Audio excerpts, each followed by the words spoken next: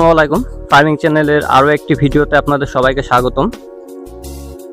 আজ আমি এসেছি যশোর জেলার শার্শা থানার 1 নম্বর ডিহি ইউনিয়নের একটি মাঠে।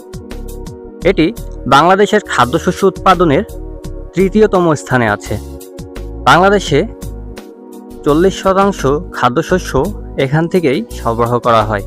এখানে আপনি দূর দূরান্ত পর্যন্ত যেদিকেই তাকাবেন শুধুমাত্র ধানের জমি দেখতে পাবেন। সামনে দেখতে পাচ্ছেন ওইদিকে একটা রাস্তা আছে, রাস্তার অপোজিটেও কিন্তু একই রকম ধানের ভুঁই আছে। এখানে ধান ছাড়াও পেঁয়াজের কিন্তু ব্যাপক পরিমাণে চাষ করা হয়। দেখতে পাচ্ছেন পেঁয়াজগুলা কিন্তু অনেক সুন্দর হয়েছে, অনেক মোটা মোটা হয়েছে।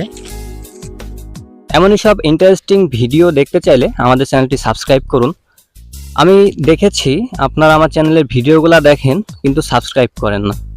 একটি ভিডিও বানাতে অনেক কষ্ট হয়, তাই আপনাদের কাছে রিকোয়েস্ট করতেছি সবাই একটা